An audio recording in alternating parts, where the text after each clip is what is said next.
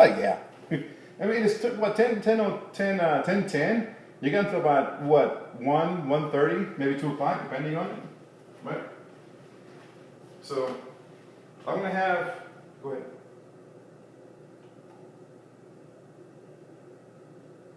By yourselves. Okay.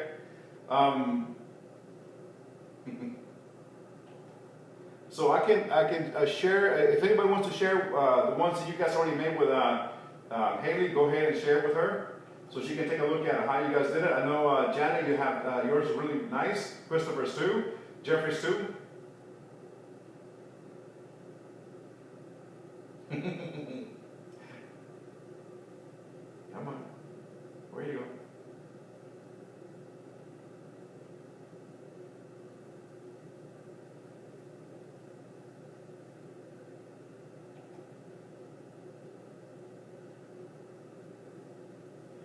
Yeah, that's fine. It's just, it's just an estimated guess because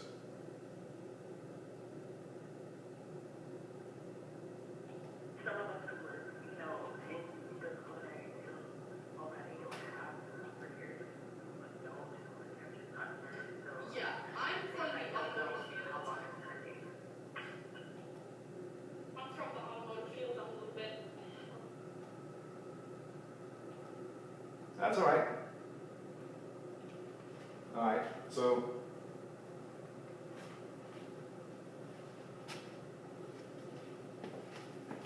correct, that's an onions. So you guys can see me, right? You guys see me? Okay. All right, so let me squat all of this so you can see my face. So again, this is your steel. This is your knife. Okay, mine is kind of dull, so I'm going to sharpen it before I start because I need mine to be sharp. So again.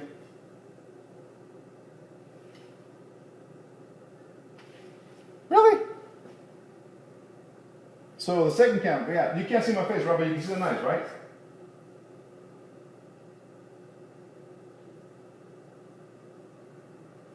Really? You got it on the second count? Okay. I hope you don't see my butt in the other one. So I got my back on that one. I don't have a butt anyways. I got a washable for a butt. So here we go, okay?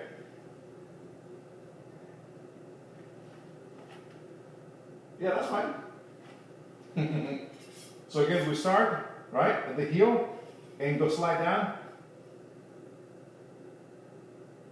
The onions. Correct. Like I said, you have time. It's an easy day, okay? So I'm sharpening my knife because I want it sharp. So it was, haven't used it in a while, and I want to make sure it does the job right. I don't want to be embarrassed in front of you guys using a dull knife. And that is not right too, because using a dull knife might cut ourselves, okay? Right, good. And again, you wipe it clean, okay? And I'm also going to sharpen my little knife too, okay? And a paring knife. Just in case, both of them are sharp, okay? Oh, nice, okay? So, I'm going to show you my mise en place, okay? So I'm going to show you on this camera that I'm moving around, okay? This is what I have, okay? That is my potatoes, my onions, my cutting board, my knife, oil, my little use and a saute pan, my pot with oil, my tray with a paper towel, my rack. That's what I have to get us started for today, okay? Or landing. We call that a landing for your potatoes when they come out of the fryer, okay? Okay. Yes, because you're going to make French fries, remember? Come on, do it.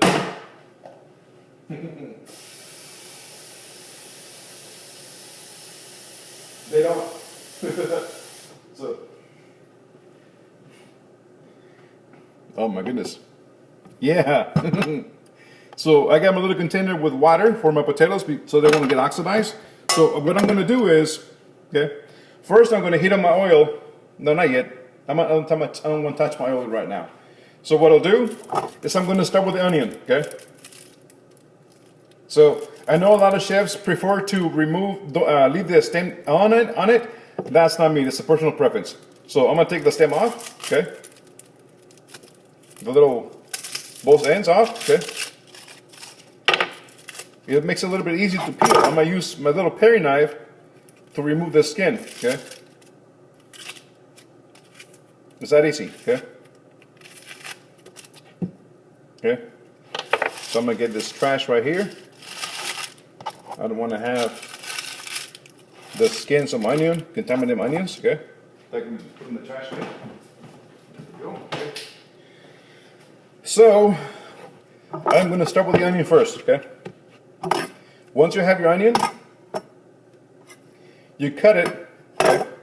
So I'm going to cut it standing up, okay? Halfway down. Okay? Split it in two, okay? See? Put one side down. Now this one, okay? I am going to dice this onion right here, okay? I'm going to dice it, okay? To dice it, okay? I'm going to make several cuts going like this, okay? Horizontal, 1 and 2. And I'm going to make vertical cuts going down with the lines of the onion, okay? This cuts going down with the lines. You can either do them wider or narrower. Wider for large dice, narrower for small dice, okay? So to grab it and use your knife and slice it down horizontal first, you're going to have to put your hand, your palm down like this, okay? Put them down like that, okay? And then make the first incision cut with your knife. Not all the way across. You're going to stop about a quarter of the way before it reaches to the end, okay? So make the first cut, see? The first cut where it is, okay? Remove your knife, okay? And make the other cut on top of that cut first, okay? Again, your palm of the hand is holding the onion like this down, okay? As you're holding it, and correct, because you want to hold it down, okay? As you're holding it down, see how the onion sticks to the knife? As you're holding it down, you can feel the blade go through the onion, okay? You can feel the blade, okay? Not through your hand, you can feel the blade go through the onion, and once you get to a certain spot, you go ahead and remove the onion, okay? Hold it down and remove your knife, okay? Now I have 2 cuts, okay?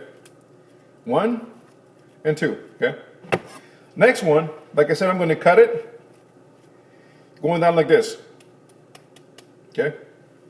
Going with the lines, okay? So with the lines, okay? So I'm going to cut it. See, one thing that I never have been able to do is being able to grab an onion or anything like this with a claw. Like I said, I never went to school for it. They never taught me. So if you see me grabbing and cutting, I'm usually doing this. I'm usually with the knuckle of my thumb. That's how I learn, okay? But you're going to learn how to hold it with a claw, okay? I don't advise you to do your thumb, because when you bring your knife up too high and you go down, guess what? You're going to nick that knuckle of your thumb. Mine it's got a lot of bad ones, okay? So, let's see if I can do a little bit better. Okay, here we go, okay? I'm going to slice it, okay? I'm going to do medium dice. I'm going to do medium dice. Yes, I'm going to do medium dice, so the wider the angle is going to be, the slices are going to be kind of wide, okay? Not too narrow, the cuts.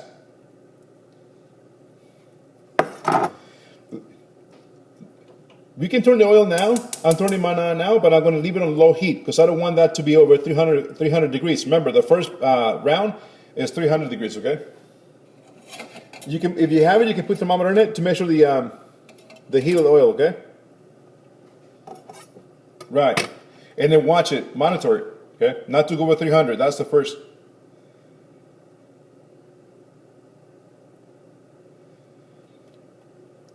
You can, if you can, take pictures before, during, and after, okay? So you can show proof that you're following through, okay? Obviously not with your hands, but you know, when you cut your onion, when you dice it, after you dice it, and then, you know, okay?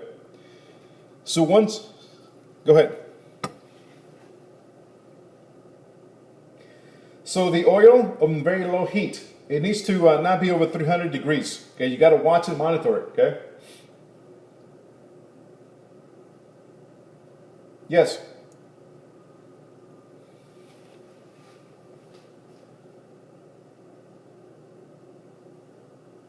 is correct. Let me see if I can record it here.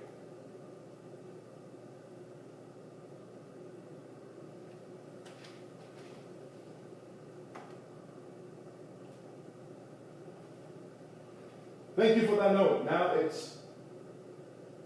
is being recorded now, okay?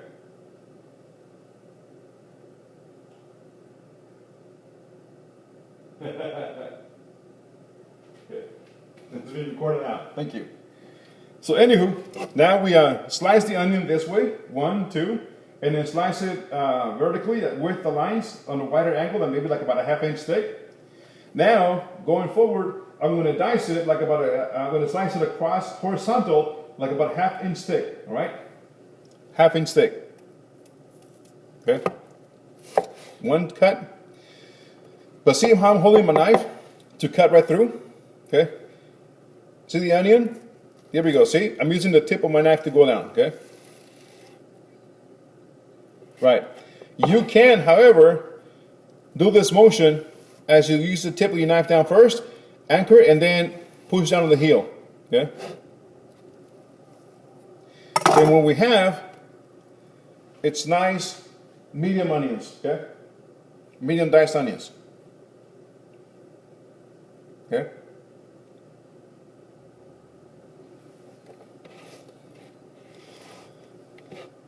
Either way, but send it afterwards when the class is over and done. Okay? And then you're going to have this little piece at the end. Okay? Now you may go back and cut it, and then cut it again and dice it, or you may save it for stock. Usually, when it gets onto the end of the onion, I like to use this piece for stock. So I'll put it aside because I know we're making stock in the next couple of days. Okay? So that is how you have a diced onion, medium diced onions. Okay, guys? Okay?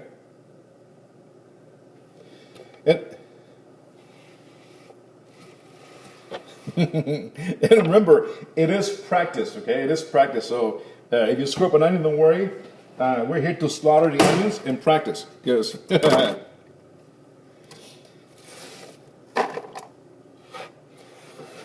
medium dice. If you get a large size, that's fine too, because again, we're practicing today, okay? We're saving it, and you're using it for your stock in the next couple of days, okay? No, throw away the skins to the trash. We don't need those, okay?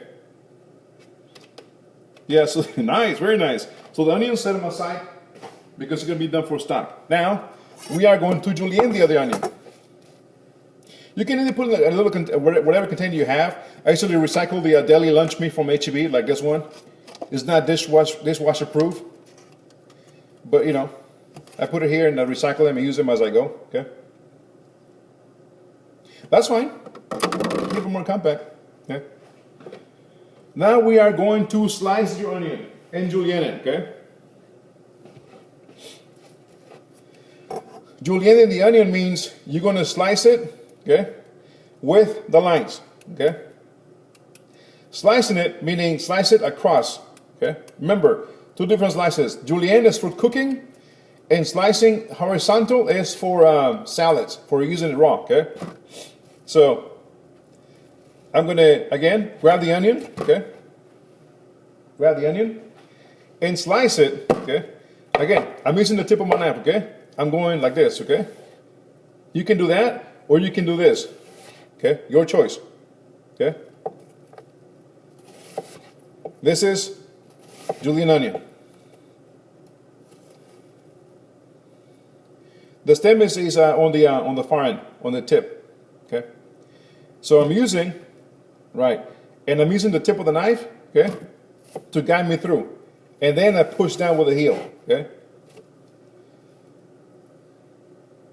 Correct. Tip of the knife and then go down with the heel, okay? Yes, this is the julienne, guys, okay? Julienne looks like this, okay?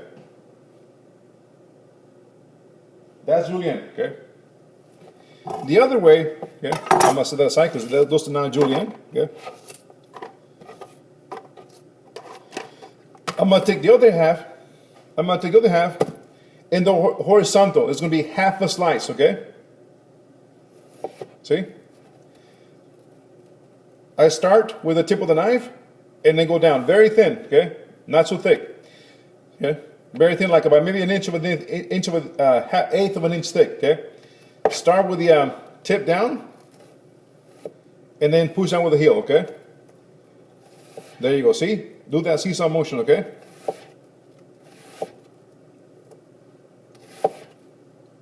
Okay.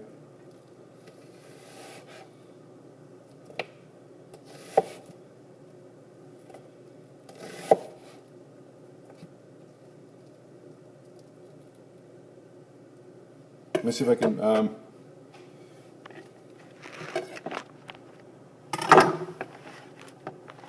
two slice, correct, half a slice, okay? So, okay. Right, okay. Okay, let me see if I can use something to prop this iPad up higher so you can see from a different angle, okay? Really, come on, work with me. About an eighth of an inch thick too, just about.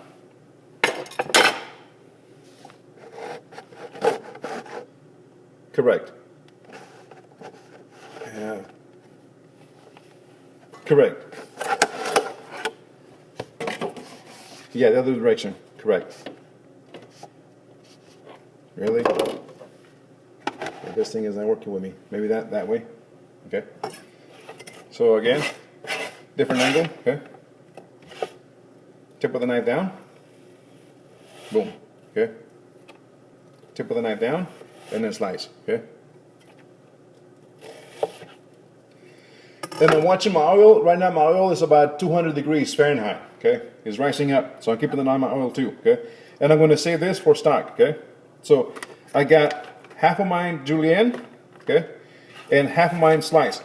Okay, I'm going to put them in the same container, but put them in a half on one side and half on the other side. Since we're going to use them for stock, it doesn't matter. They're put in the same container because they're going to go into stock. All right. So that's the onion, okay? Let me put it aside here. Wash my hands real quick.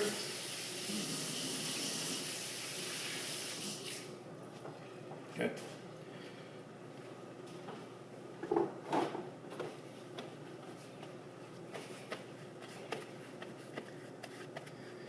Now, once you guys get cut up, I'm going to start with the potatoes, okay?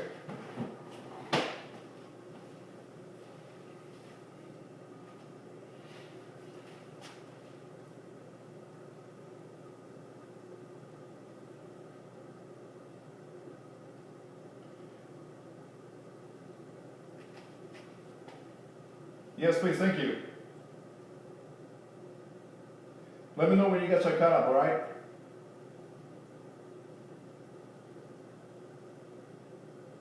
Correct, because it's going to be used for stock, yeah.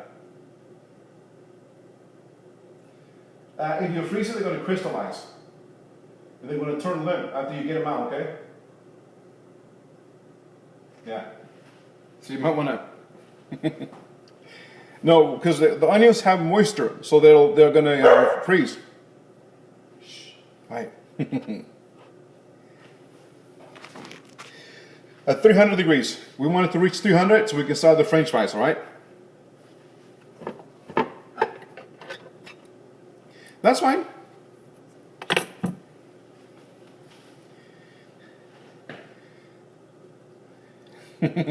That'll work. That'll work. Okay.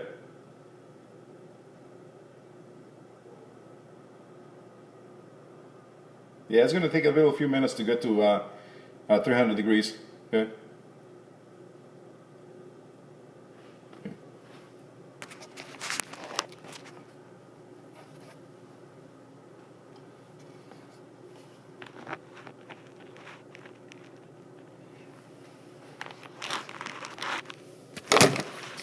Yeah, you want to lower your heat. Keep it at 300 degrees. So don't let it go. Huh? Yeah, keep it at 300 degrees. Okay. Yeah. All right, let me know when you guys are cut up. We'll start with the potatoes.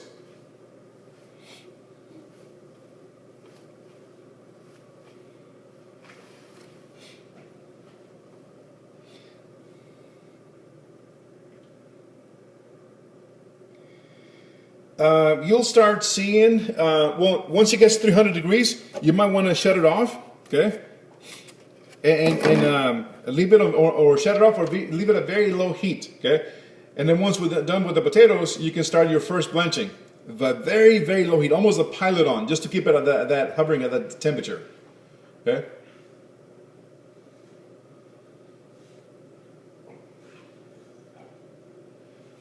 Wow, okay. What was the highest it go to? Yikes.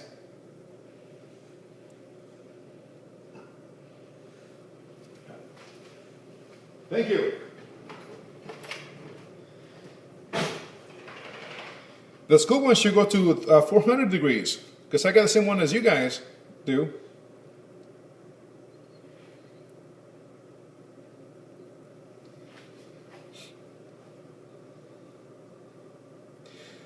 We're doing one potato, okay? That should be sufficient, okay? One potato for the French fries and one potato for your home fries, okay? We are sauteing the home fries, okay? It's okay. So everybody cut out so we can start with the potato. Yeah, that's perfect. I got the same size, but mine is so use and abuse. It's kind of like, not rusty, but it's like, eh. No, that one's fine.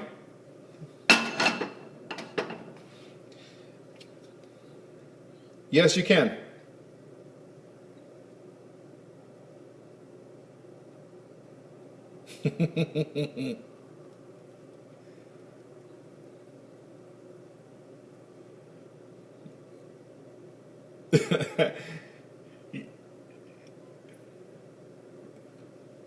Yeah.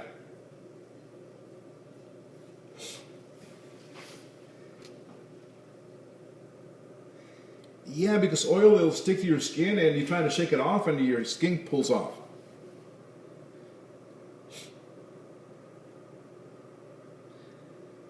It does. Also too, in the kitchen, pro tip, in the kitchen, okay, in the kitchen, if you get burnt and you don't have any access to those things, kitchens usually carry fresh shell eggs. Crack an egg from the refrigerator, get the egg white, put it on your burnt part of your skin, wherever you burn yourselves. That egg white is protein. Your skin will absorb it. It will now form a blister and it cools you down.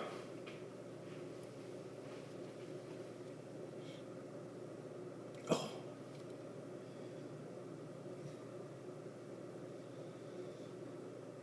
Yeah. Vitamin E and aloe vera too. Those two both work really well.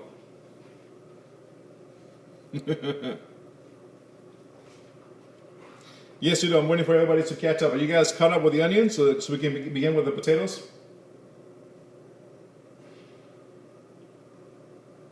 All right, cool. So potatoes, let's peel them. So this is the peeler I was telling you guys about, okay? This is like 99 cents, $1, $2 at the dollar store, big lots, okay? This is the one. Yeah, same thing, okay? So this is how I peel the potato, if it's that big, all right? I put it down on a cutting board, okay? And I go from top to...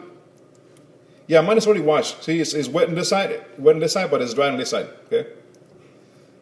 Okay, so I start with the potato, I stand it up, and I go from top to bottom. See? One. One stroke on each side, okay?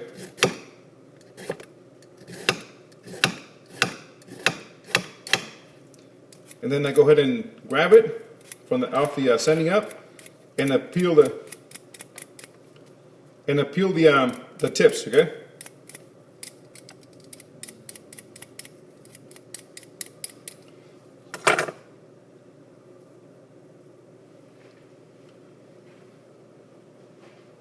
Right.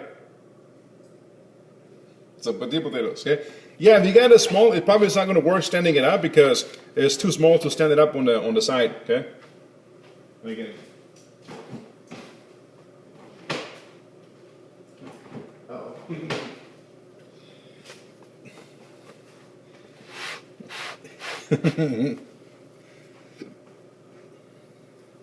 My oil is about to reach 300 degrees. I'm going to lower it because I don't want to go above 300 degrees.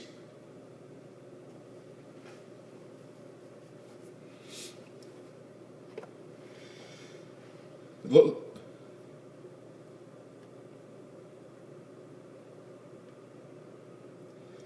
Yeah, and lower your heat. Don't leave it on low, on the very, very lowest setting, so it doesn't go above 300. Okay.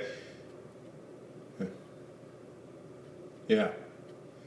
Mind if it goes above 300 because it's at the very low setting, I'm gonna shut it off because I don't want it to go above 300. Okay. So are you done with the potato spill, right? Spill or not yet? Okay. All right. So remember, have your container with water next to you. Okay. Here's my little lovely plastic container with water. Okay.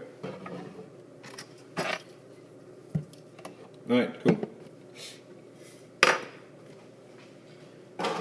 So, French fries. Okay. Remember, you're going to cut the ends. Okay. Okay. You can use two. So mine is big, and I don't want my French fries to be this long. This is about maybe 4 inches long or so, give or take. Okay. Let me see how long it is. I want to cut the potato in half because I don't want it to be too long. Okay. This potato is about 4 inches long. Okay. So I'm going to cut this potato. First, I'm going to square it off. Remember that? Square it off. So turn it. Square off the top. Okay. And remember, soak the scrapings in water. Don't let them get oxidized. So you can use those too. Okay. Turn it around. Okay, cut it to the side, make it nice and even. So you have a nice rectangular shaped potato, okay?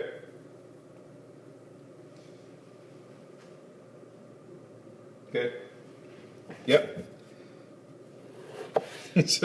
Well, yeah, but if it's 3 inches, don't cut it in half. Leave it whole as it is, okay? So there, I squared it off. Now it's looking like a little brick, okay? Yes, if yours is 3 inches long, don't cut it in half. That's perfect size for French fries.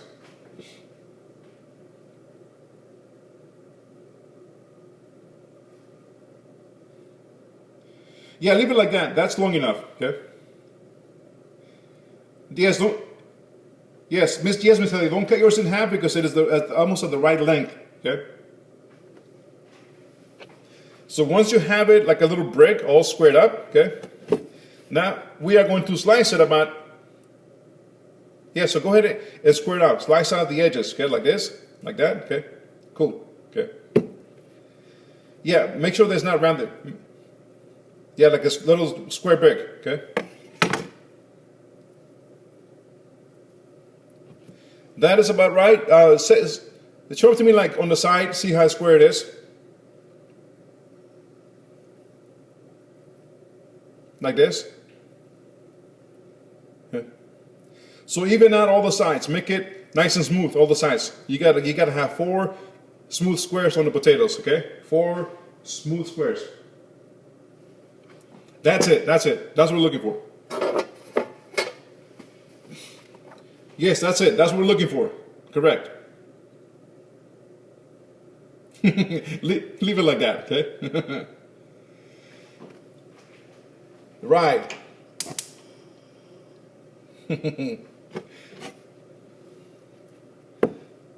Yes, right? Hey, mashed potatoes, all those scraps is money. Yeah.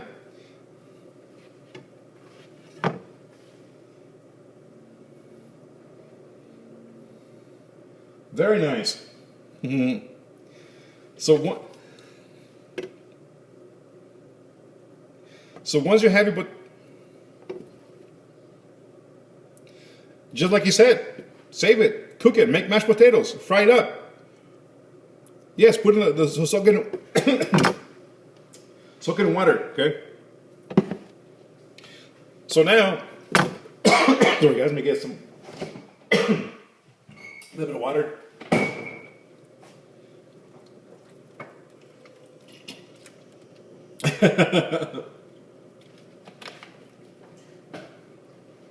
That's fine. Once you have it square, okay, you're gonna slice it about 1/2 inch slices, okay? The long way. 1/2 inch slice the long way, okay? Yes, a slice the long way. Just like watching the video, okay? On the screen, okay? See? This is my potato. This is the whole brick. I'm gonna lay it down in about 1/2 inch, okay? Yes, go down, straight line. Yes, now you have this sliced potato, okay? See? Yeah, like that, okay? Just like that. See, this is the slice that came off the potato. Nice little square brick, potato, slice, okay? So I'm gonna put that in my water because it's getting oxidized already, okay? So I gotta work faster. It's not a race, but the potato's gonna get oxidized real quick. And then repeat that motion again, one more time. Another time. That is correct, that's it, okay? So out of my potato, I was able to get 4 different slices, about 1/2 inch thick, give or take, okay? 4 different slices. Well, mine was pretty big, so I was able to get 4. If yours wasn't that big, you might get 3 or 2, depending on the size of your potato, okay? Because each potato is made different, okay? 2, 3, 4, okay? All right, cool. All right. So once you have your potato like that, get one of the slices, okay? Put it flat against your cutting board, okay? Potato, lay it flat on your cutting board, okay?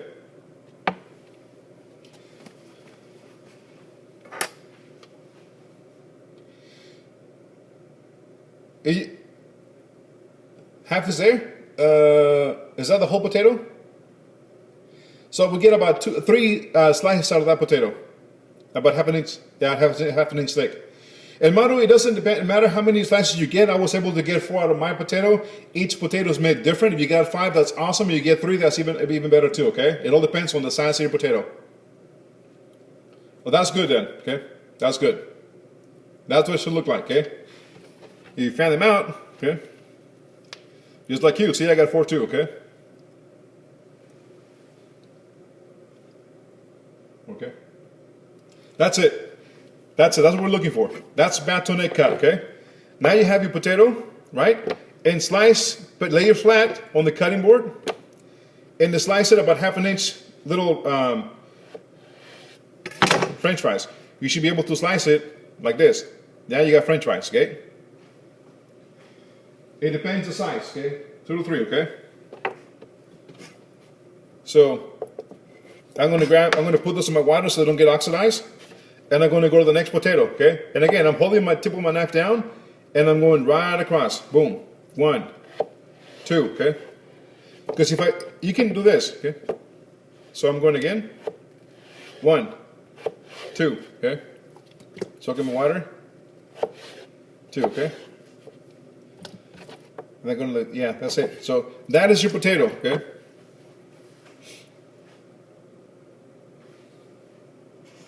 Okay. Now for the home fries, I have a little small potato. Like I said, I wasn't thinking, right, Chefy? So I don't have another russet potato. I got only 2, one for this class, one for you guys, one for the other class. So this is my potato that I'm going to use for my home fries. Okay. Unless the red skin potatoes, yes, the Idahos are russets a little bit, they're a little bit different. Sometimes, customers prefer no skin, especially the elderly, because they cannot digest that very well. So it all depends on the personal preference. Okay, you may leave the skin on. Okay, for this one, yeah, so they will not oxidize. Okay, Now this potato, a good question, Ms. Janet, because I'm going to leave this potato. I'm going to leave it a skin on. Okay, it's a red skin potato. I'm going to leave mine with the skin on. Okay. Red skin's a potato. The skin is very soft. Okay, so I'm going to leave mine with the skin on. I'm not going to peel it. Okay. Okay. So same concept as the French fries. Okay. So I'm going to, well, almost same concept. I'm going to slice off at the end here. Okay. I'm going to save the little scrap here on the side, okay? And I'm going to turn it, see where I slice? On the side. Create a nice little base so it doesn't roll around, because if it rolls around, I might not be able to hold it down and cut it. I might cut myself. So it's stable now, okay? The potato's stable, okay? Stable, doesn't roll around, okay? Now I'm going to cut it. This one is kind of small, so I'm going to cut it in half right across, okay? It depends the size of your potato. If you're using an Idaho russet potato, do it like we just did French fries. Okay, but when you cut the slices, instead of getting 4 slices, maybe get 3 or 2, a little bit wider, maybe an inch thick. Okay, so I cut mine in half, so I got 2 halves. Okay, 2 halves of potato. No, I just cut the bottom. Okay, see, only one side, because I need to create a base, so when I lay down my potato, it doesn't roll around. I create a little base, and it stays firm and settled on a cutting board. It doesn't roll around, okay? So, yes, the base off to create a nice little base that won't roll around, and then cut it in half, okay? Now I'm going to put both halves on the cutting board flat, okay? Just like that, okay, flat. Okay? And so I want them like about an inch thick. I'm going to cut this in half again, okay? Because they are not that big, see? Okay? They look like big wedge potatoes, okay? Cut it in half, okay? Do the other one as well too, okay? So I got now 4 halves and a little base, the little skin, a little stubby, okay? Once I do that, I'm going to turn him, okay? This is where I cut him, like this. I'm going to turn him on the side like that, okay? So I cut him half the long way, and I'm going to turn him this way, because I'm going to cut him now here, okay? So they're so small, okay? I'm going to turn them to be horizontal with me, and they're going to cut maybe 1, 2 right across, like a tic-tac or hashtag, okay? Now what I got is a perfectly large diced potato. This is for my home fries, okay? Skin on home fries. Okay? And I'm going to put it. Now go ahead. Correct. Cubes is dice, large dice. Okay? And I'm going to put them in the same container with the other French fries. You go ahead. Just 1 potato. Okay? And again, right. I'm going to go to the next one, and I'm going to do the same process. 1, 2 slices. Now the other half is already large slice too, or cubes. Okay, they are not going to be perfect cubes because the potato is round and it's not perfect in shape. Okay, so this is what I was able to get. Okay, guys.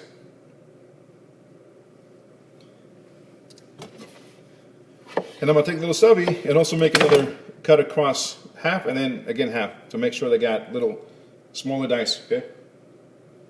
You want to keep it consistent, about the same size in cuts, because they are going to cook the same amount of time. If one is too large or one is too small, the smaller one's going to cook just like that, faster than the large one. The large one might take a little longer to cook. So by the time the large one is cooked, the small one might be burnt. So you got to be evenly consistent, okay? Now, I'm going to turn my heat on to the oil. Right now it's sitting at 300 degrees, okay? I'm going to do very low. And I'm going to take off my my French fries out of my water so I can continue. Okay. So I'm going to pat them dry before I start frying with the first batch, okay?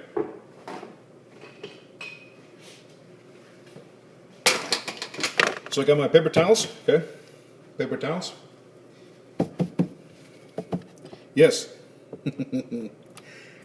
It does not, okay? The French fry, you're only frying one. You're frying the French fry only, okay? The home fries is being sauteed. You're learning two different kinds of cooking techniques today. Deep fry and saute, okay?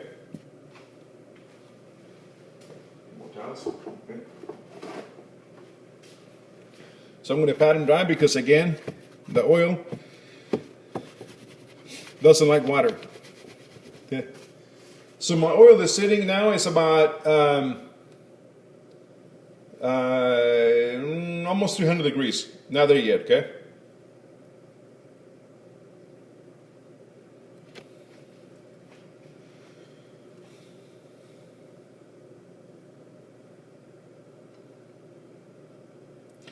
No, we used to mess around in the kitchen a while ago, and we used to, just for the fun of it, drop a couple of ice cubes in the fryer, and they would explode like a volcano. But we did it safely because we have gotten burned already in the past, so we knew what we were doing. We were not just doing it just because our wits.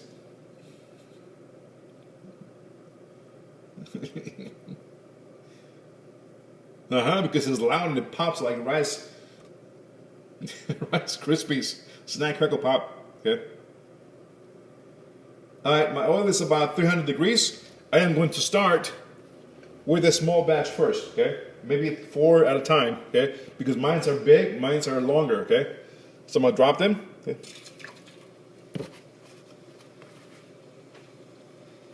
Yep.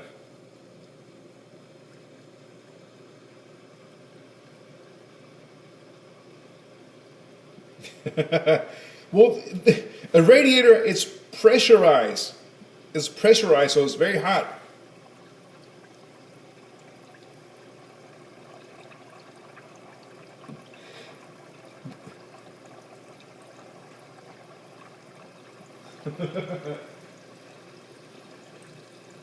The diced one is for your home fries, okay?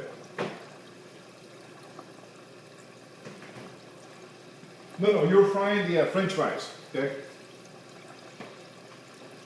First, okay?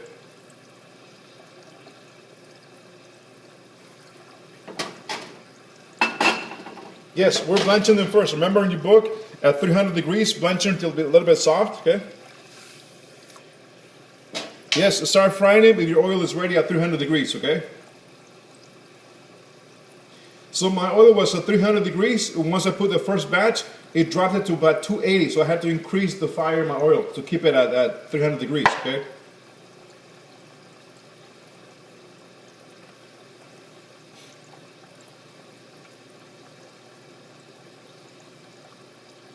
Yes.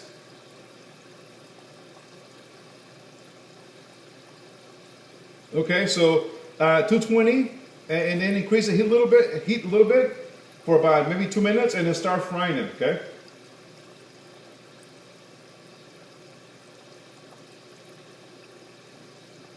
Yeah, so they will not oxidize, okay? Otherwise they'll turn dark. You fry them until they become a little bit soft. So you grab a little container, like a little plastic, from Goodwill, little thingy here. And this is what I used to dish them out from. Hey, Goodwill has some good bargains, man. You'll be surprised. No.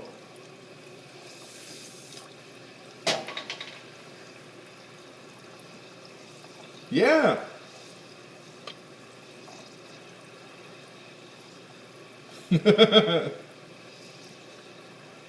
Right. Yeah, and also it'd be nice to put it in the food once in a while.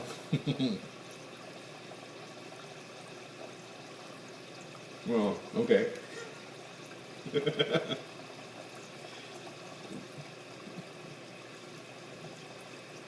I'm keeping the time. So my potatoes have been frying for the last 2 minutes. I'm keeping the track on the time, 2 minutes, okay? And my oil is sitting about 290, 95 right now. Okay. So this is what my oil looks like, okay? See, it's frying. I got my landing. So.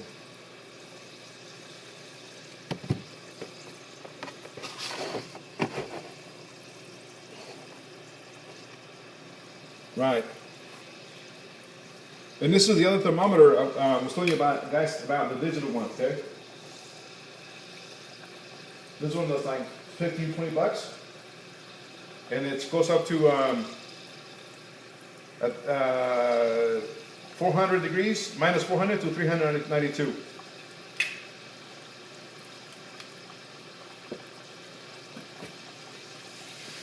Right. Yeah, they're not bad. Okay. It depends what size your fries are. You know, how big they are. If they're small, maybe 3 to 4 minutes. Okay. I have mine for 5 minutes. I'm taking the first batch out because I don't want it to be crispy. Okay. I'm only blanching it. You don't want it to be crispy. Okay. So I'm taking them out. Okay.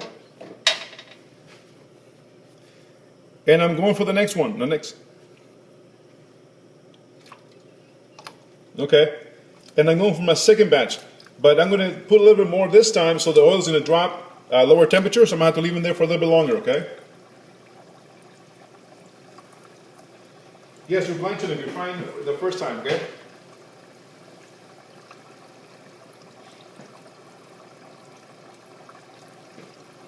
Yes. Yes.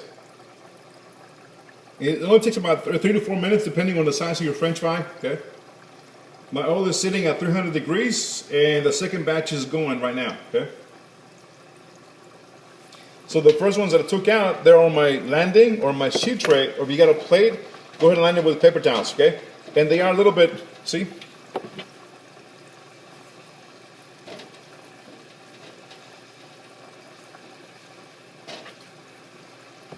Uh-huh. Right on. Okay. And my French fries, see, this is the blanching ones. Okay.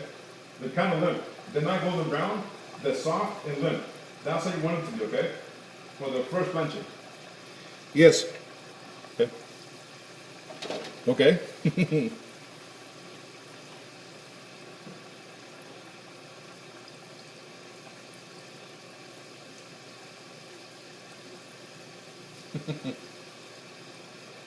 Yeah, I don't have a bend here, so yeah. Yeah.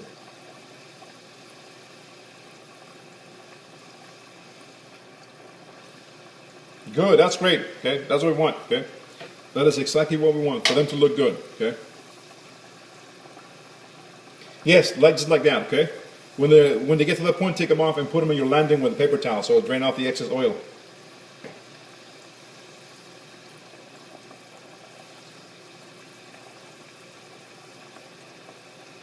How are you holding, Sophie?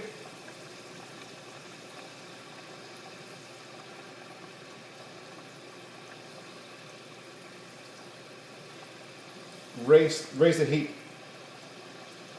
Yeah, and also the beginning. But don't raise it. Don't raise it too much because when you drop them, they're not going to sizzle and fry like a regular, fried item. They're going to take a little bit. They're going to take a little bit of time to come up to the temperature. Okay. Should be ready. Yeah, should be ready.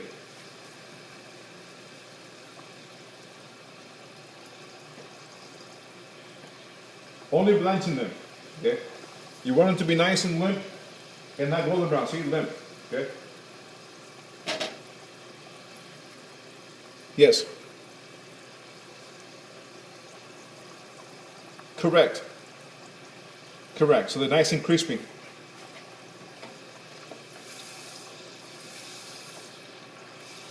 Limp. No, they're not going to be the best. They will definitely not be the best. Okay. Take a bit of salt out of it. Here we go. Good.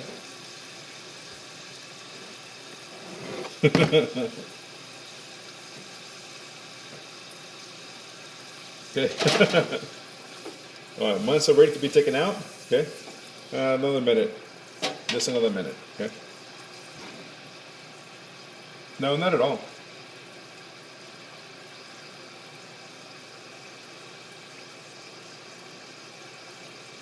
Okay.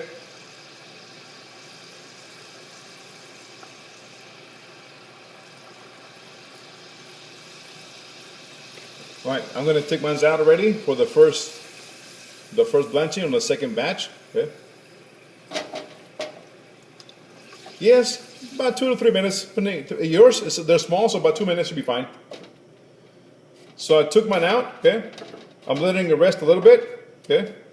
While the temperature increases to about 350 degrees. So I'm gonna have to increase my heat a little bit higher so it goes up to 350. Okay.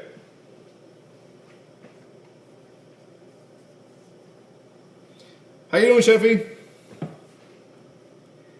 How we holding? I'm not able to see everybody. How's everybody doing? Awesome.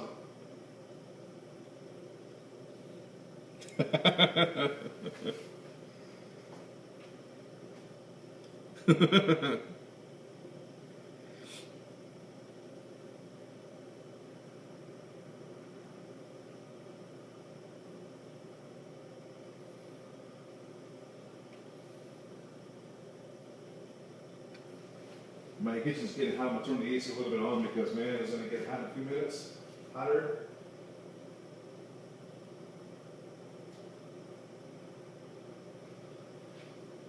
I know, right? We got used to it. We adapted to this nice, cool, inside temperature of the kitchens.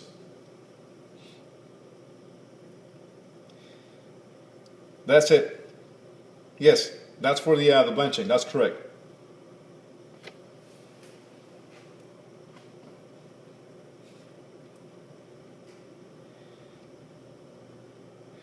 That's it. That's it. Maybe a little bit longer, okay, on the second time. Yes, that's the first blanch. That's it. And as it cool down, yes, when they get cool, they're going to get limp. If you've done the first batch and your oil gets to 350 degrees, start frying. Okay, keep it going. Start frying it. Okay. Okay.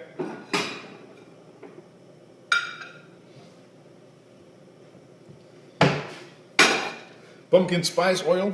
Maybe, I don't know.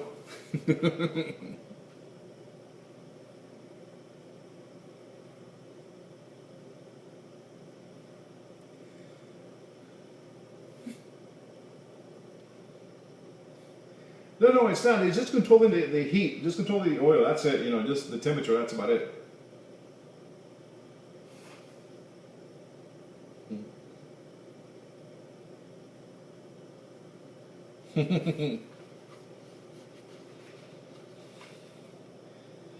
Uh-huh.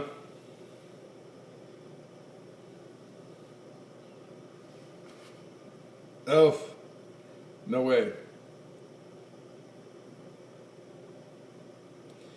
My oil is it's 349. So I'm gonna start my first batch. I'm gonna start frying my French fries. Okay, it's at the right temperature. So I'm gonna just grab them. Okay, nice and limp, and I'm gonna put them into my oil. Okay. Yes, that's my second batch. That's my French fries. Okay. Okay. Okay. That looks good. Okay. And of course, with French fries, you gotta have some of the good old tomato sauce. Right? Tomato. I like katsu. Yes, katsu with my French fries. Oui, oui, madame, monsieur. Now, for the second time, when you're going to fry them at the 350 degrees, just watch them until they become golden brown and take them off. Okay. So I got my little wire rack. Okay. Then I put them in once they come out of the fryer, so the grease will drain. Okay. It's wire rack. Okay. Paper towel. It's fine.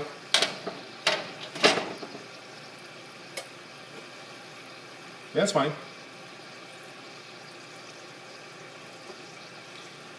Yes, that's the first blanch. That's good. Yeah. And then the next one, they're going to be crispier when they go inside, okay?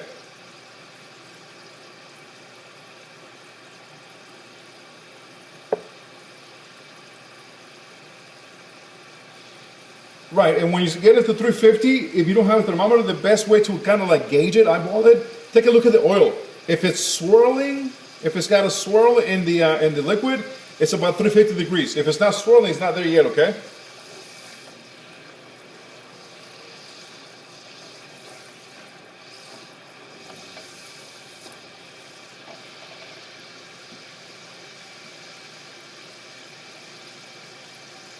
Yeah, watch your oil visually. Watch it. Like I said, if it's swirling, like it's got a little vortex in the middle of a lake or a pond, and you see the water swirling around. That oil is about 350 degrees. You can visually see it. Okay, that's how to gauge it. Slowly swirling, not.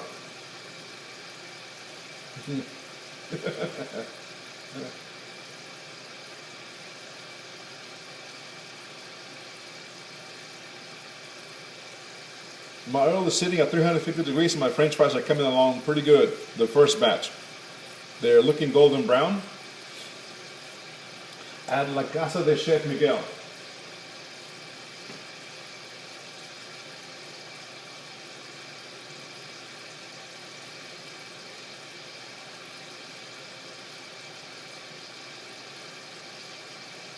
Probably so.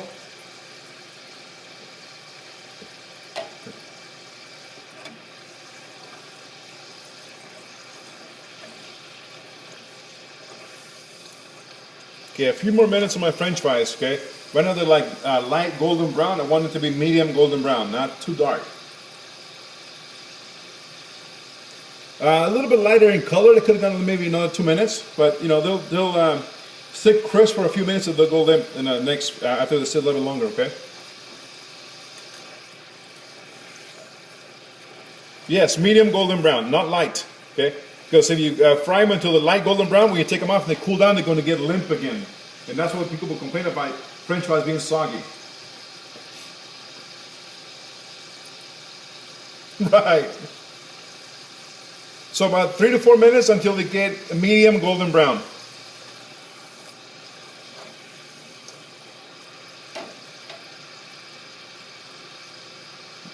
Who was that?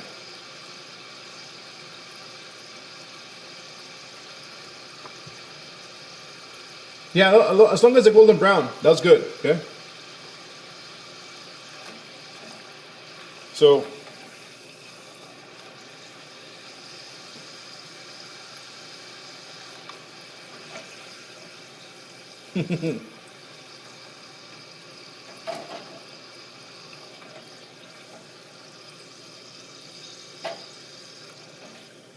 so my first batch is out. They're nice and golden brown, okay? And I'm going to go with my next batch, okay? I'm going to drop in. See, this is my first batch. Nice and limp and kind of like still pale in color. They're going inside the oil, okay? So once my little, this ones get cooled down, I'm going to show you what they look like, all right? See if I can hold them in this paper towel so you can see the color of the nice golden brown in the back and the front. So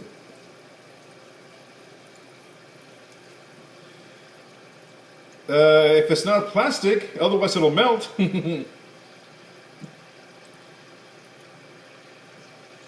So here's my French fries. Yeah, they're made to be right. So this is my French fries. See? Nice and golden brown, okay? Nice and golden brown. Okay? Nice and golden brown. Right? Better, homemade. Okay? French fries. Hey, I don't have any sriracha, but I don't have sriracha, otherwise I'll put my sriracha with my ketchup. Okay? I like mine spicy. Yes.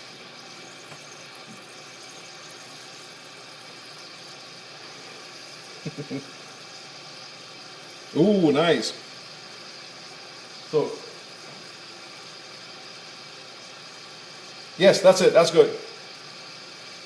This is my French fries, guys. Okay. I don't know if you can see them or not. Okay.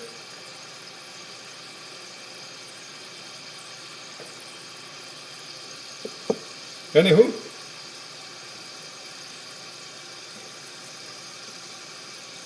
I got a little souffle cup that I put my French fries and a little plate on top, my little charger. Okay. So there we go. Okay.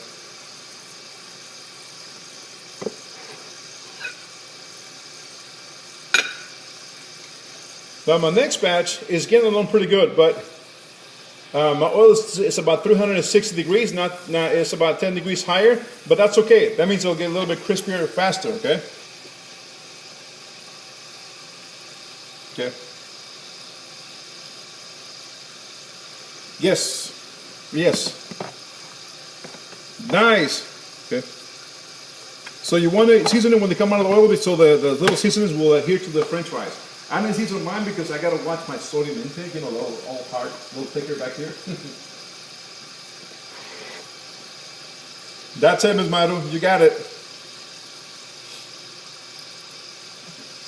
Good job. Just like Hancock said, right job. Good job. Good job.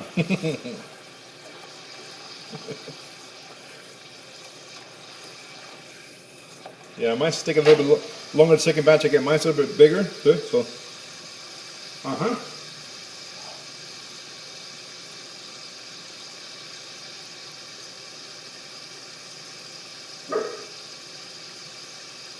What? No. For huh?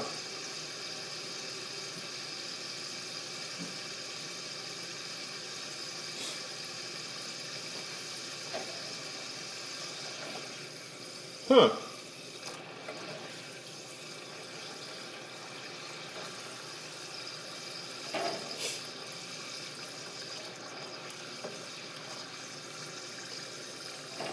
Well, I have splash oil in my jackets, and what I do is I use my regular laundry detergent. I also use Arm & Hammer and white distilled vinegar when I do my laundry to make sure of all three. And it,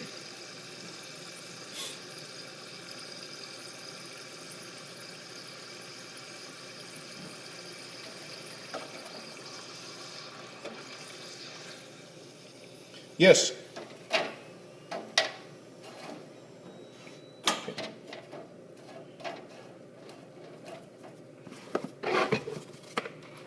So, yes. Nice, very nice. Nice, very nice French fries. Nice and golden brown. My second batch came out, and I just seasoned it with a little bit of salt, okay? So, yeehaw. A little bit more golden brown. A little bit darker in color. For what?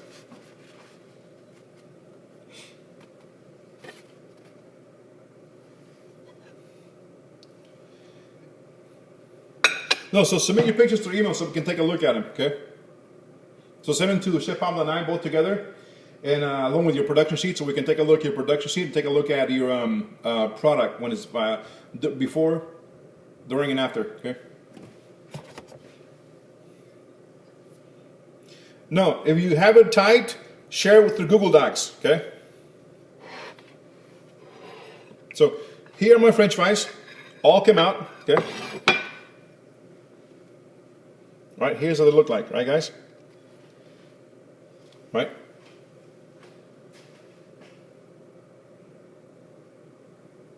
French fries, okay guys? Okay. And yes, yes. That's good. That's good. And yes, I am going to enjoy my French fries with ketchup.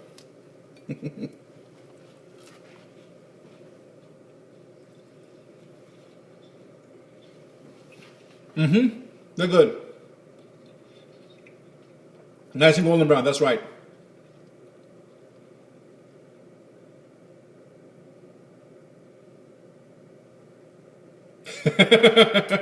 Good.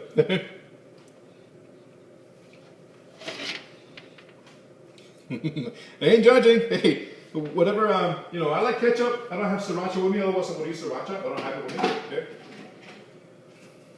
Oh, perfect. Perfect. Or sriracha mayonnaise.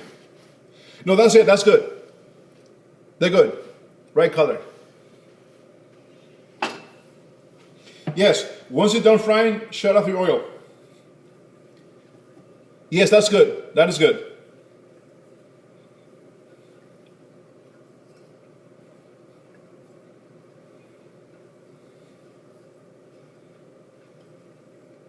All right, so when you guys are completely done with the French fries, we'll move on to the home fries, okay? Yeah, sure, it's fine. Yeah, because if you don't season them when they come out of the oil, it's going to be, the seasoning is going to be hard to adhere to the French fries, okay?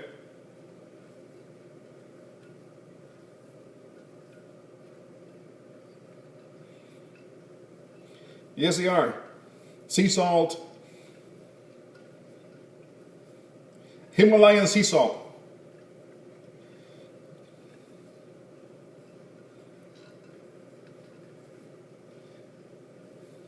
Uh-huh.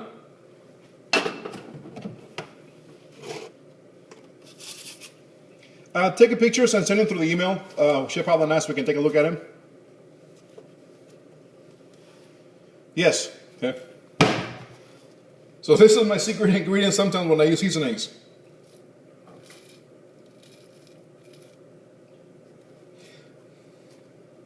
Or they also have habanero. One.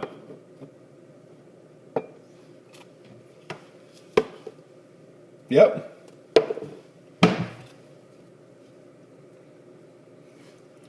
Mm-hmm. Of course. Yeah.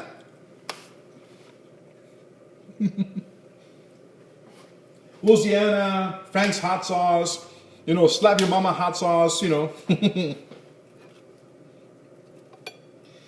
Let me know when you guys are done with the French fries.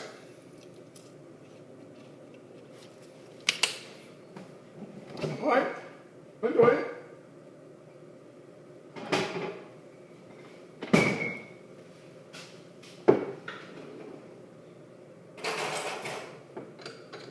Yeah.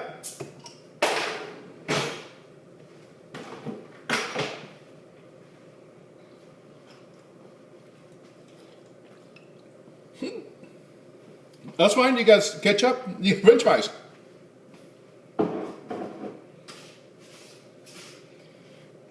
Hey, use some of mine, right? Here you go, right? Don't have to be in a cup. I can put them in a plate. Yeah. Oh yeah, like a little chimney, little fireplace thing, you know. Of course it will. Let me know when you guys are ready for the next round.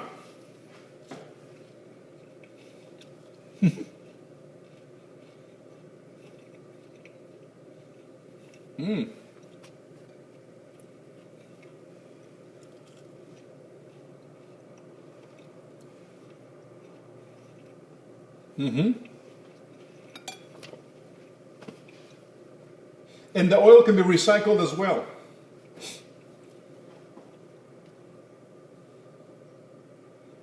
That's good. In your oil, you can let it cool down. Okay, put it once it's cooled down. Put it in a container, cover it, and reserve it. Doesn't have to be thrown out. Don't leave it sitting in your stovetop open like that because the dust bunnies in the air in your place is going to make it oxidize and go bad faster. It's going to make it taste rancid. You gotta save it. Gotta preserve it.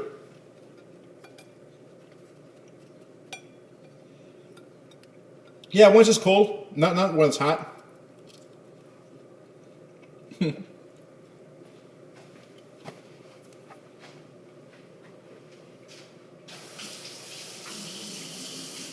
Let me know when we can go to the next round, okay, guys? All right.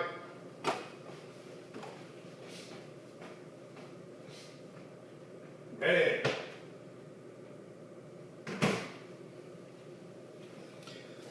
Yeah, I don't know. He's really chilling in this bed, so we'll see.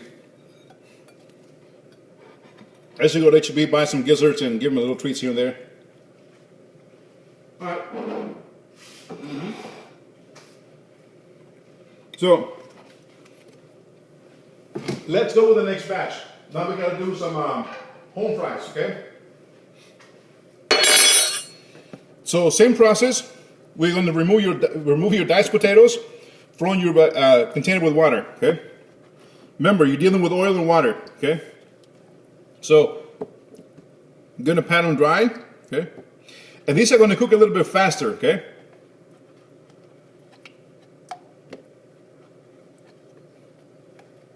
All right, but you're still dealing with oil, so be careful.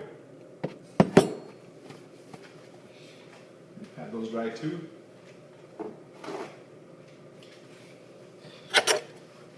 Exactly what I'm doing. So I'm going to grab, yes, medium heat. So I'm going to grab some oil from my fry oil. I'm going to put it in my pan, okay?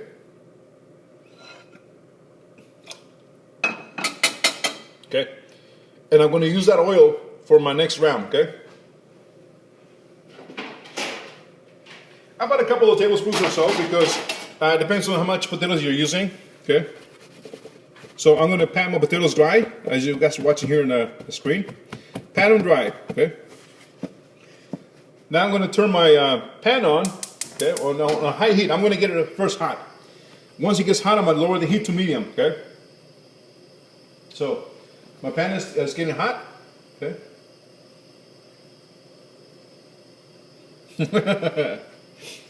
Remember, we don't want to catch the fire from the stovetop and your burner to your saute pan, because you transfer the natural gaseous flavors into your product.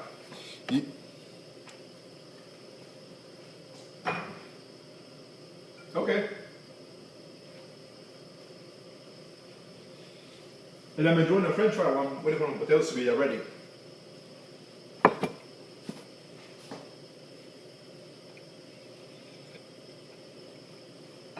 No, it's not bad.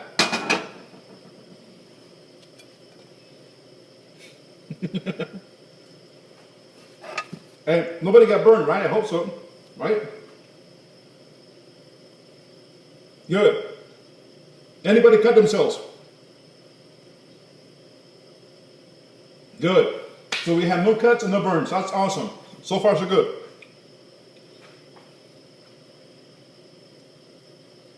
Oh.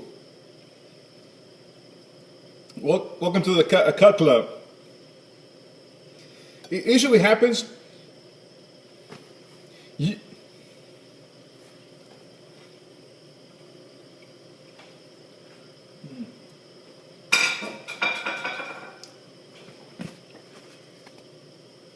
So my pan is heating. It's going to heat up real fast, guys. It's going to heat up real fast, okay? How I can tell? Because the oil was already hot, and I can already smell some smoke coming out of the pan, okay? So I'm going to turn my heat to low, okay? First, yeah, and then you get it hot, and then once it starts hot, you're going to smell that smoking oil coming out of the pan, okay? I'm going to put my fire to low, medium to low, and I'm going to start my potatoes. They're going to make some noise. See? Sizzle. Okay, but make sure they're patted dry. You don't want to transfer any water into your pan. Okay, hot oil.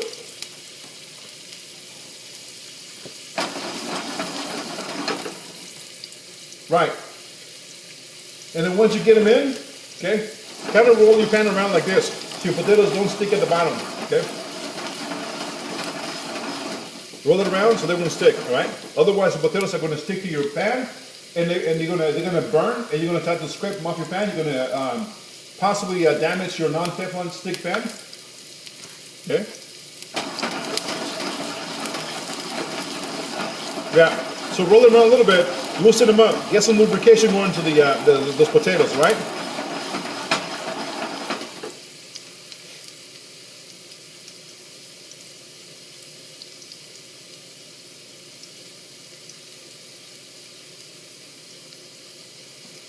Yes, it's going to come up. So be careful how fast you heat them up, because you're using the oil from the frying of the French fries in your saute pan, okay? Yes, not to remember, but place them strategically correct so you won't splash any oil into your arms so you get burnt. Okay. And don't be afraid to utilize a spatula or a spoon or something to turn them around, because roll them around, and I'm not going to turn them on all sides, okay? I'm going to drain some of this oil off because there's too much on it, okay? I'm going to put it back in the oil with the we fried the French fries because I had too much oil in there, okay? Now, okay? Yes.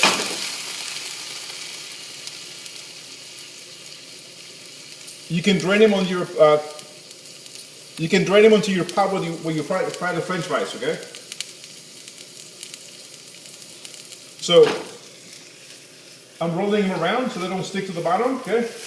And if you can do this motion, do so. If you can't, do not do this motion, okay? Because you're gonna probably drop them on the floor or splash them in your hand, okay? This is what we call saute, okay? So you see my potatoes? I get them to be crispy and kind of brown on the edges, on the outside, right? Okay. See? Okay. And I'm going to put them back on the stove top to continue cooking, okay? And you'll see the outside of the potatoes start to become translucent. In the middle, it's going to be like a little bit solid and white, okay? When they start to become translucent, you know the potatoes are getting cooked, okay? But what I mean by that, okay? Correct. That's why you grab a spoon or a ladle or something and then toss them around so they can get seared and right. Every side is coated, every side touches the pan, so every side gets the other chance to cook on that side, okay? Control your heat, not high heat because you're going to burn them, okay? So control your heat as you go. Mm-hmm.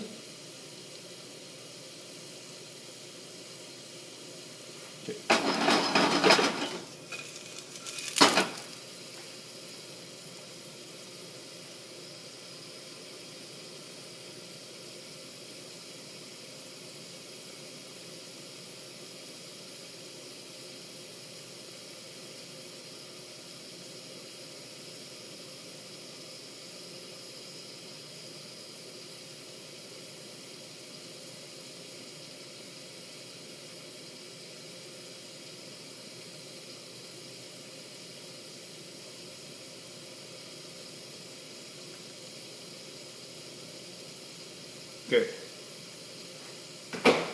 So they're cooking. Okay. I'm gonna swirl it back around. I don't want to let them sit too long unattended because they're gonna burn. And I'm gonna keep on tossing them back and forth. Now, how do you know they're ready? Okay. This is where the thermometer comes in handy, aside from reading the temperature. Okay. Push them right through the thermometer. Okay. Grab a little potato. Okay. And push. Try to insert your thermometer in the potato. If you insert it, okay. And if it goes right through without ease, without resistance, they're done. But if you have some resistance, you feel them crunchy or firm or stiff, put them back in the pan to continue cooking.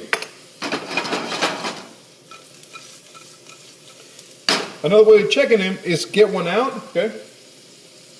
Put it on your cutting board, and maybe cut it with your knife in half. See how it is, okay? Okay. I have this little nugget that I pulled out from my saute pan. I'm going to cut it in half, okay? And I'm going to taste one. Almost there.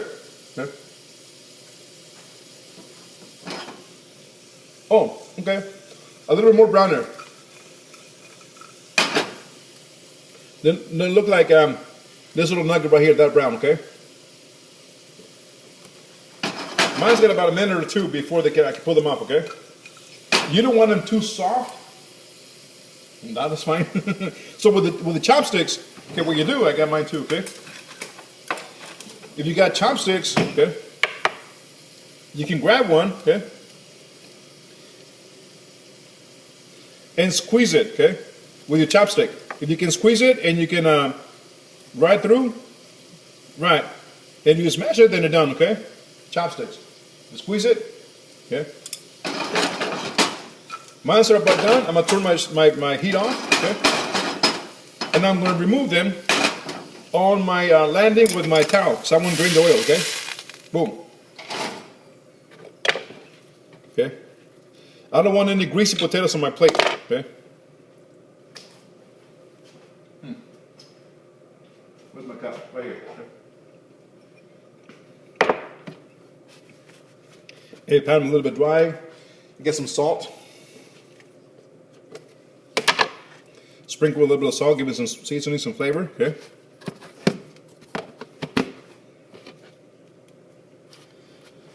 Yes. Yes, they look medium, light to medium golden brown. That's good. Okay. So mine was a little bit darker than I needed them. Okay. So this is how they look like. Okay. So one side is light, one side is darker. Okay. But that's what kind of you're looking for. Okay.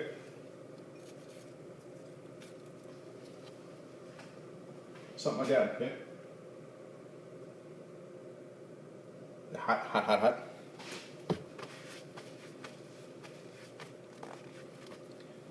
Okay, so I'm gonna put it here in this first camera. Okay.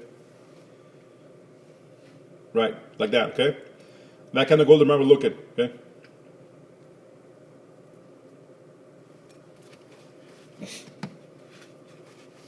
And that class is home fries, okay? Now, home fries, you can add onions, you can add bell peppers, you can season them whatever you want, but once you first learn the technique, then you'll know when to add the onions and also when to add the bell peppers if you want to jazz them up a little bit, have nice colors.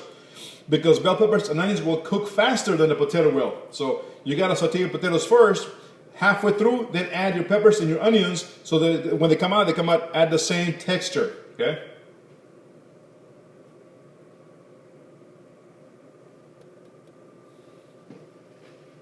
And they're delicious. Uh-huh.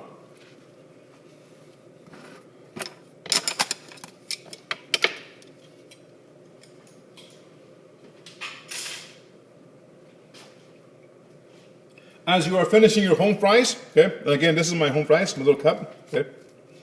Not all of them are nice and brown on the outside, okay.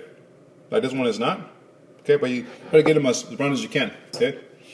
As you're working with that, I'm gonna switch my cutting board, okay, because I'm gonna give you a demo how to break down your chicken next.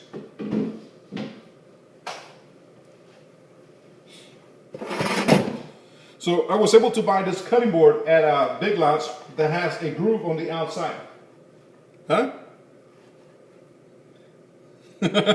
Great.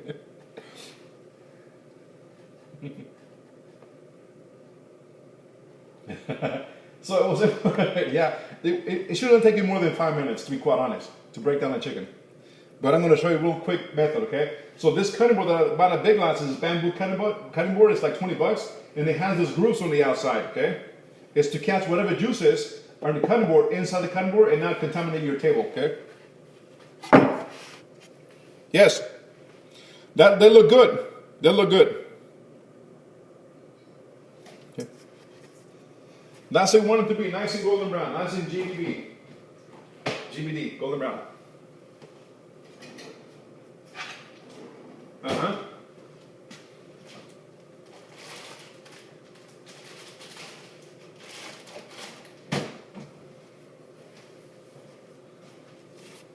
Got my gloves with me for this chicken fabrication. Yeah, I'm gonna use some ketchup on this home fries. I don't want to throw them away.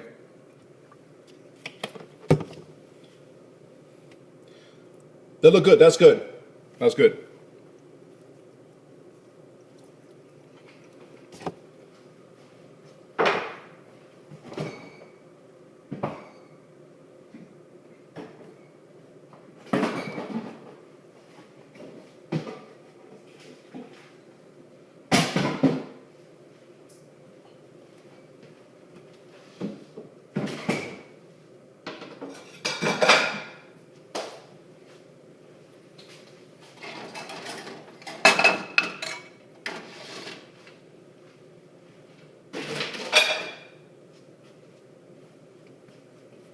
Anyway,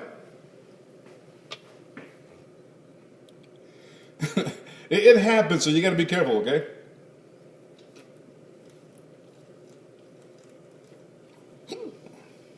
Very close.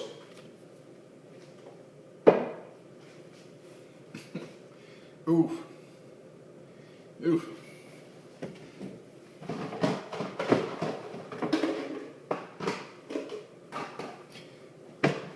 Yes, we're going to debone the chicken again later date, okay? But for those of you guys who have bought a chicken, a whole bird, if you guys have not broken it down, I'm going to show you how to break it down to save the carcass. Okay.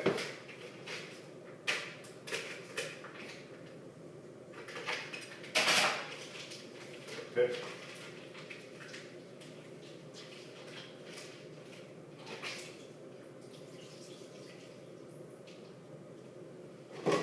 Yeah, no.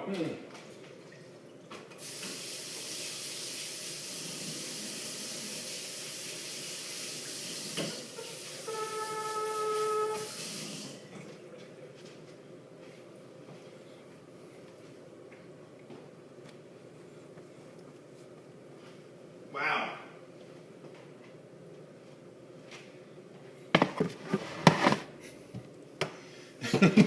That's too much.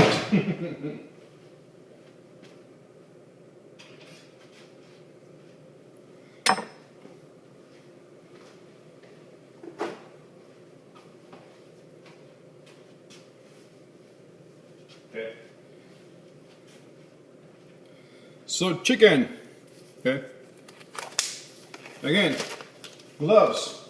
Okay. Gloves, gloves, gloves, gloves. No, it's fine. If you don't have a whole chicken, just watch. At least you're watching a prelude of what's coming up, because we are going to fabricate chickens later down the next week or two. Okay, so you'll get to see how to break it down. Okay.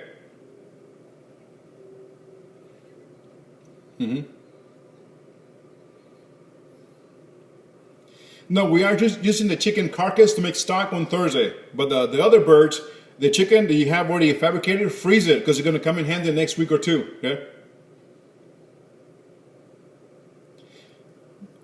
No, because we're making stock, I believe, Thursday. You fabricate Sunday, Monday, Tuesday, Wednesday. That'll be 4 days. Okay. It's good, yeah.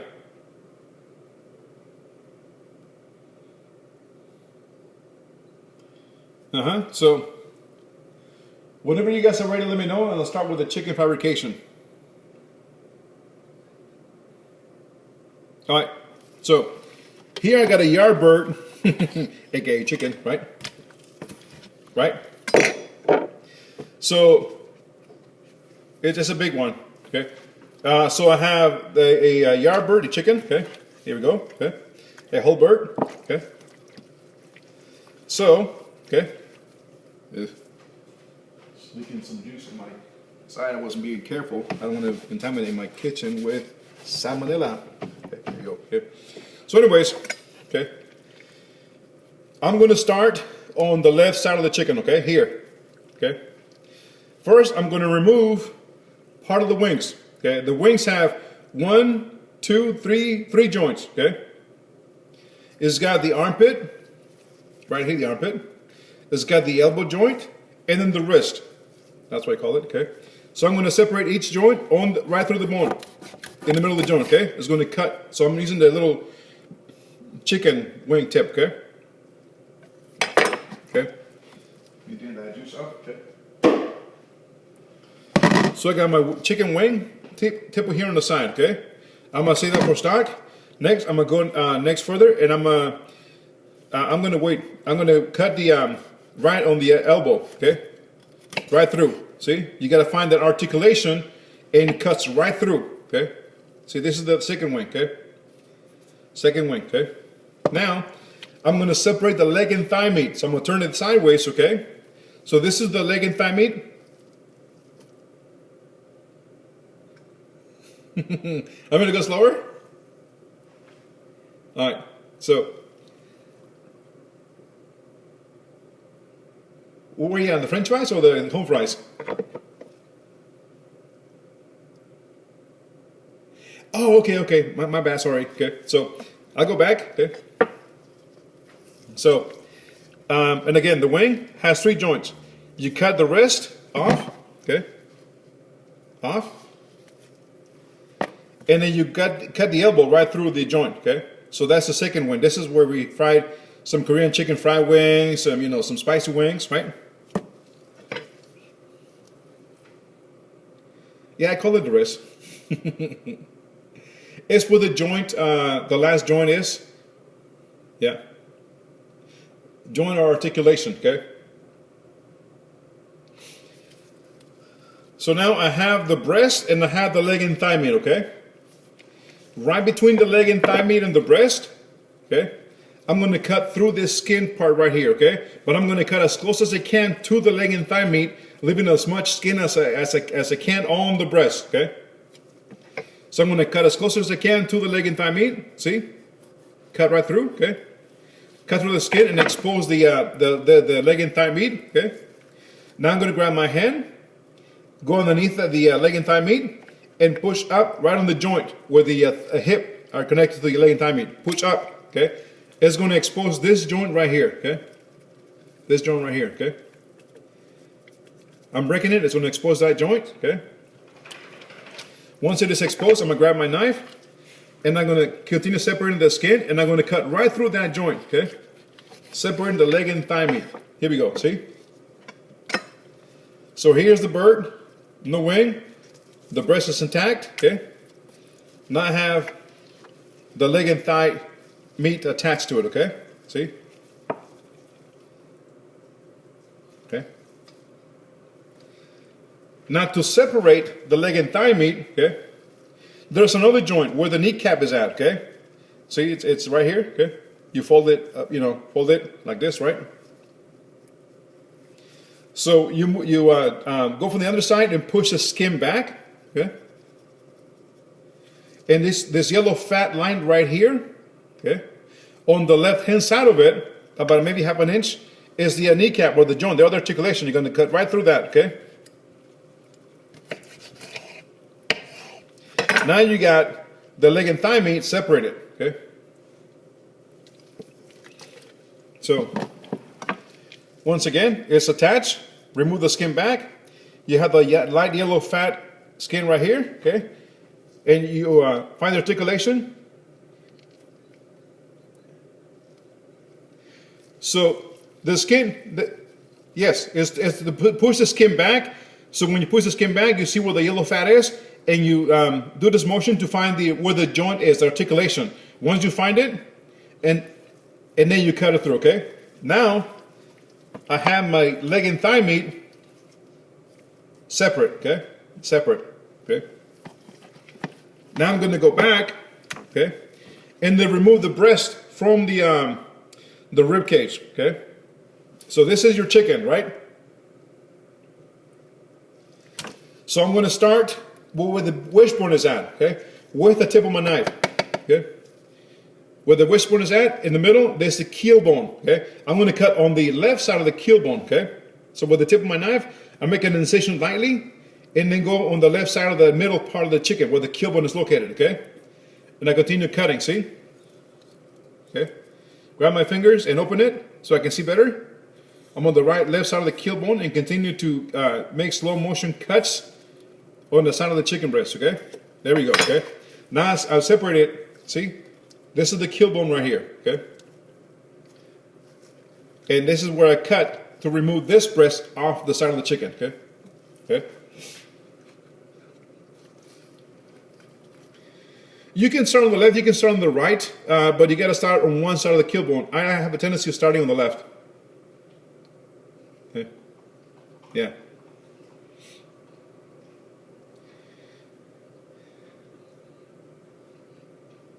Yes, they could go on either side. That is correct.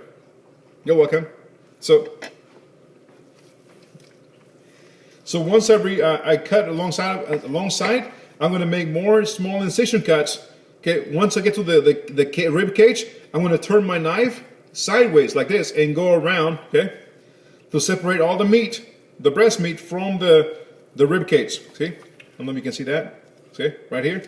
I'm making small incisions, okay, small strokes, okay, all the way down to the armpit, and I'm going to go back, and this is the wishbone that I cut in half. So I'm going to go on the outside, on the wishbone, left hand side, and cut, okay, cut around it, okay, until I get to the armpit, okay. So this is how the breast is separated from the carcass, okay. I'm going to locate the armpit, the articulation from the chicken, and they're going to cut right through, boom. See? So now I have my beautiful, okay, skin on breast of chicken, okay? When you leave the wing attached with the meat and the skin, we call this airline breast of chicken. Airline, okay? Yes, ma'am. Because airline, you leave that the wing attached, is you can fly around, you can still flap around, okay? So, again, nice, beautiful piece of breast, okay? Right here. Beautiful piece of breast of chicken, skin on, okay? Attached, the wing attached, and in the back, underneath it, I have the chicken tenderloin attached to it. See, this is the tenderloin. This is a chicken finger, okay? I can remove it with my bare hand, okay? Yes, this is the chicken tenderloin, okay? Chicken finger. You can take this, bread it, and deep fry it, and have some chicken fingers, okay? But I left it attached to my breast, right here, okay?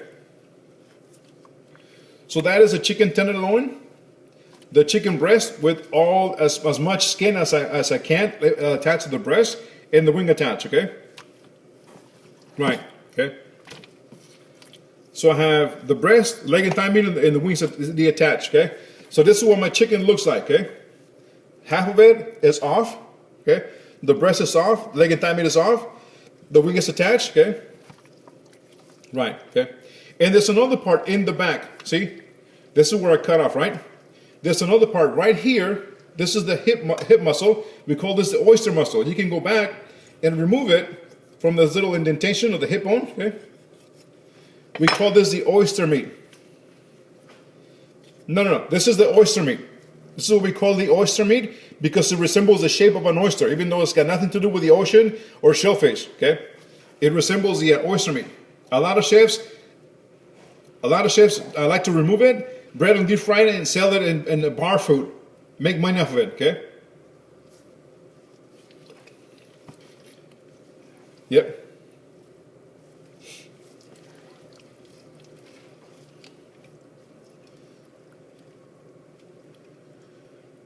So this is your chicken. I'm gonna reserve the other half for my next class, and this will be cut away the breast, the leg and thigh meat, and the wing. And we went back to the backside on the hip joint, and remove the hip muscle, as we call it, the oyster muscle. Okay. Okay.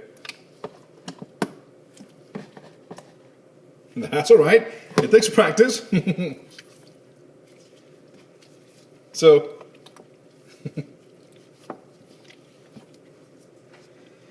Yeah, so that's the tip. That's the second joint.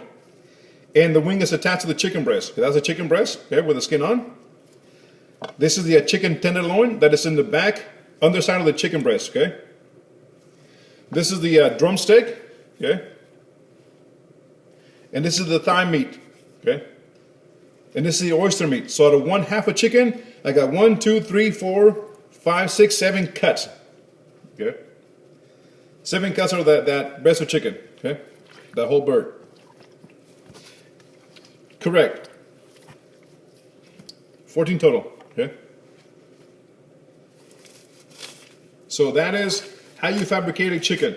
And we're going to go again later on. Again, it's going to come out on the next couple of weeks. So this is just a little bit of practice for those of you guys who about a bird to make chicken stock. How to remove the meat and save the carcass to make chicken stock, because you're probably not able to buy chicken bones. We're not able to buy chicken bones, okay?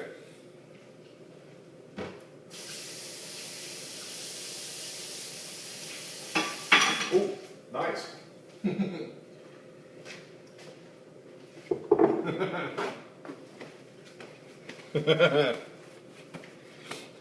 And just